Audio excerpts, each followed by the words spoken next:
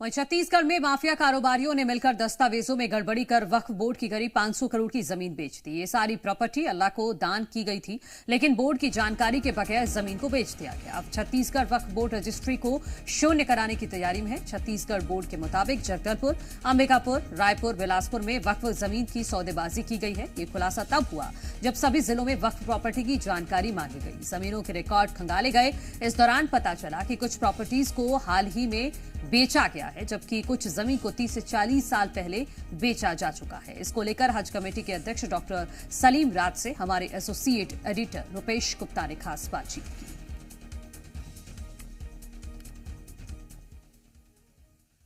छत्तीसगढ़ के वक्फ बोर्ड ने जो मस्जिदें हैं उनसे जानकारी मांगी थी कि वक्फ की कितनी प्रॉपर्टी उनकी जानकारी में है, और इसके बाद एक बड़े घोटाले का दावा वक्फ बोर्ड ने किया है।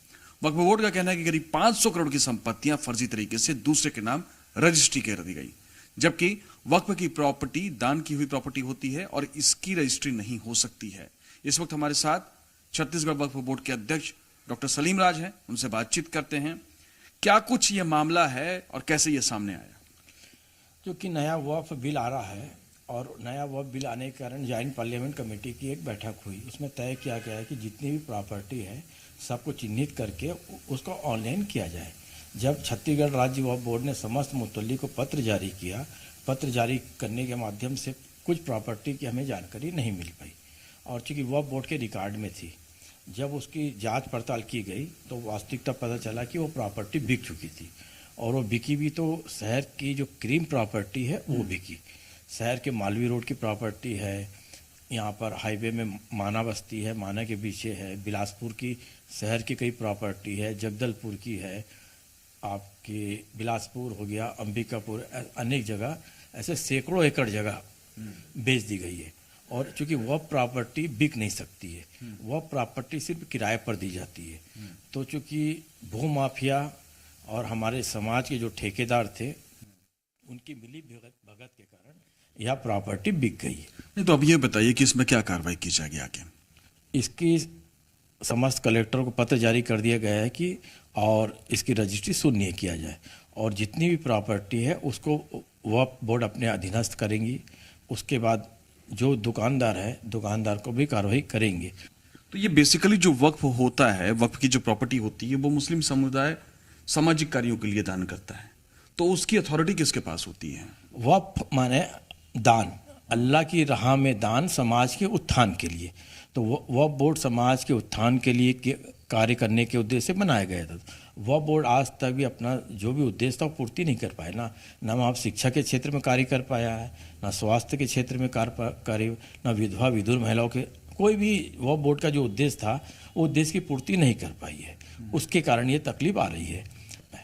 ठीक है, तो ये थे डॉक्टर सलीम राज जो कह रहे थे कि अभी सारे जिलों की जानकारी नहीं आई है और सारे जिलों की जब जानकारी आ जाएगी तब ये पता चलेगा कि ये गड़बड़ियां कहाँ हुई है, कितने की हुई है। बहरहाल कलेक्टर्स को पत्र लिख दिया गया है और रजिस्ट्री शून्य करने की मांग की गई है। अब फैसला प्रशासन को लेना है। कैमरा पर्सन राकेश के साथ रुपेश गुप्ता, जी मीडिया।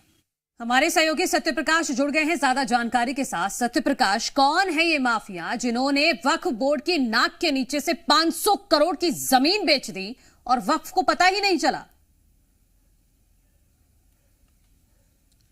देखिए, इसे फाइंड आउट करने का काम वक्फ बोर्ड कर रही है और कुछ लोगों को चिन्हित भी कर चुकी होगी, क्योंकि जिस तरह से जमीनों के सौदे का मामला सामने निकल के आया है और बेजा सौदे का मामला, क्योंकि वक्फ की जमीन को बेचा ही नहीं जा सकता है क्योंकि वो दान में दी जाई रहती है और दान में दी गई जमीन को भी बेच दिया गया। स्पष्ट तौर पे सलीम राज कह रहे हैं कि कुछ भू माफियाओं और कुछ ठेकेदारों ने, उसी कौम के उन लोगों ने मिलकर इसे जो है वो बेचा है और प्राइम लोकेशंस की जमीनें बेची गई है। मतलब मालवीय रोड समझिए या बिलासपुर के शहरी इलाके की जमीन, माना रोड की जमीन रायपुर की या दूसरे कुछ शहरों की जो जानकारी अब तक आई है, लेकिन अभी तक पूरी जानकारी नहीं आई है क्योंकि पिछले दिनों संपत्ति का ब्यौरा वक्फ बोर्ड ने मांगा था तमाम मस्जिदों से, तमाम मुतवलियों से या जो केयर टेकर्स हैं उनसे, और जैसे जैसे ब्यौरा आ रहा है वैसे वैसे खुलासे भी हो रहे हैं। अब तक की जो जानकारी है वक्फ बोर्ड के पास भी, उसमें करीब 500 करोड़ रुपए से ज्यादा की वक्फ की संपत्ति, मतलब वक्फ की जमीन को बेचा जा चुका है,